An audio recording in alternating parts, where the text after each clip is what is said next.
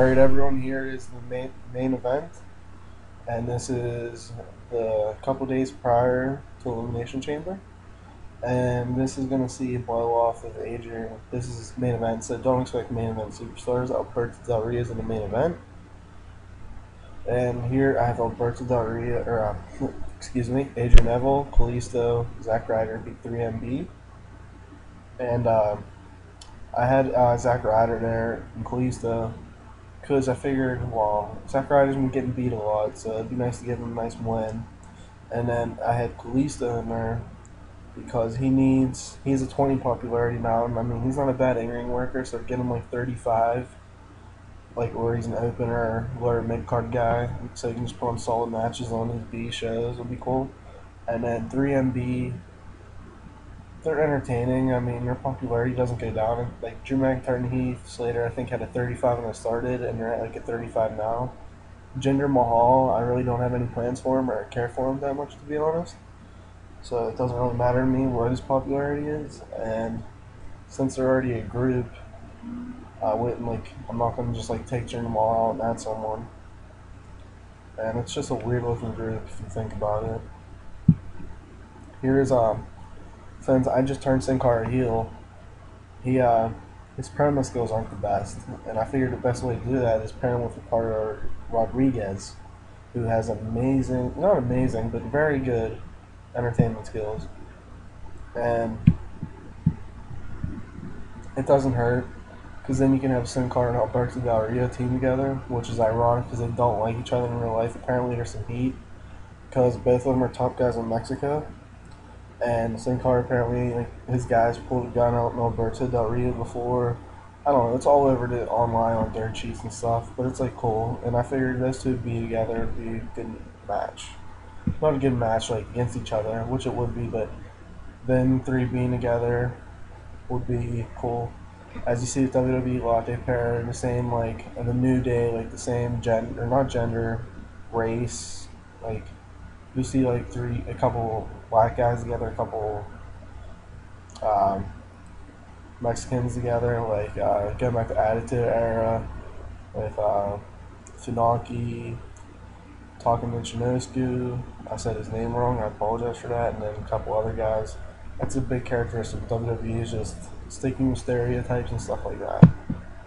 Here I have Sin Cara versus Santino Marella, and here it says Sin Cara and Ricardo Rodriguez are a bad pairing. So what I'm going to do is I'm going to take Ricardo off as Sin Cara's manager, but I'm still going to have him do a lot of the talking for Sin Cara going forward, because I don't think Sin Cara speaks English. And then here I have the Usos versus Crown Time, and yeah, this is just a throwaway match, and actually it helps the tag storyline, which it doesn't matter, to be honest. And I keep on pairing the Crown Time against people as their openers, and it just doesn't hurt for them to be in good matches. I would think they're entertaining. They don't need to win to get over, and it's just a cool little thing. And then the main event is Justin Gabriel versus Alberto Del Rio. This is the first match I had Justin Gabriel, and he actually helped Alberto improve, which is pretty surprising because Alberto's one of the top in-ring performers in the world. And I figured it'd be a nice little interesting match, and gives Justin Gabriel something to do. Maybe I'll see if him and Tyson Kidd are a good tag team going forward, and if they are, I might turn them heel.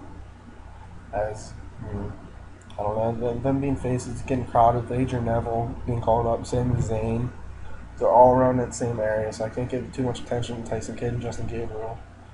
So I'll see what I'm doing with them going forward. And then the final rating was 54. And it's because, like I just said in the last video, it's 70% matches and 60% or 30% angles, and I only had one angle that was 3 minutes long. So for a 55-minute show, 52 minutes of it was wrestling. Well, unless you include the 2-minute entrances, which would end up being 44 minutes of wrestling, which is, I don't know, 45 over 55, it's not 60%, it's probably 80, 85, 90%. So, I mean, this is a B show, so if you're at a B show, and it doesn't matter what the final rating is, as it doesn't hurt popularity at all, These shows in Rome we use to test. For me, I use them to test out tag teams instead of like booking on house shows where you have to wait 3 weeks to see the chemistry, and just to help like guys like I'm using Sin Cara on these shows to get over because I have plans for them going forward. Alright, everyone, I'm back, and here's Smackdown. We'll start Smackdown off this week with John Morrison and the Dust Brothers versus Wade Barrett and the Real Americans. And actually, the heels go over with Cesaro pinning John Morrison. I did this because, I mean, the Real Americans have been getting beat around a little bit with them getting pinned by the Dust Brothers, Mark Henry and Big E. Figured it'd be nice to give them a win. And it doesn't really hurt Goldust and Cody Rhodes, or even John Morrison much, because all these guys are around the same popularity. Right after, Daniel Bryan and Randy Orton start a show, quotes, with Daniel Bryan talking about Chris Jericho, and then Randy Orton comes on arguments, and they agree for a main event match later. Then right after, Seth Rollins beating Eric Rowan with never heard of that finisher. I feel like it's from his indie days. It's called Avada Kedavra. I feel like that's the magic thing. Avada Kedavra. I feel like that should be Abracadabra. But he spelled Abra wrong or whatever. But I did this because I feel Seth Rollins is the most complete in-ring performer, and Eric Rowan is the weakest in-ring performer for the Wyatt family. So I figured it wouldn't hurt to have them in a match, and Seth Rollins picks up one here. This is followed by Roman Reigns promo, and he's facing Luke Harper, with Luke Harper actually getting the win, the cheating win when Bray Wyatt interfered.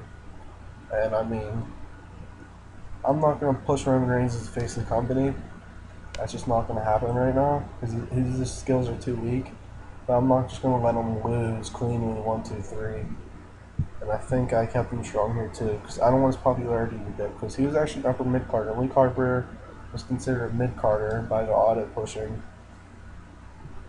Then right after, Dean Ambrose taunting Bray Wyatt. And this led to a 5-minute match where it was just interference and they end up brawling. So like that was just a setup for them to all the brawl, which I thought would be a cool way. I could have ended SmackDown like that, but I didn't. I went forward with Corey Graves destroying R-Truth again, and the theme of these past couple episodes.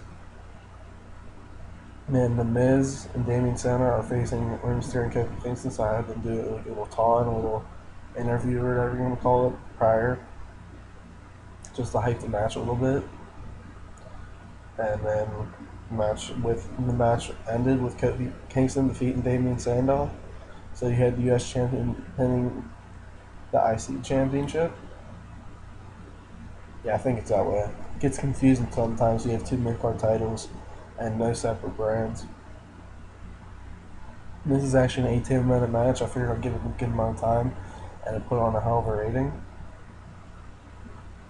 Here's Randy Orton taunting Daniel Bryan and John Cena and Chris Jericho. Then a hype video with all those people I just said, just to keep like every storyline involved.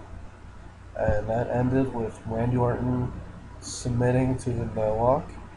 I figured it'd be nice to give Daniel Bryan a big victory before Elimination Chamber.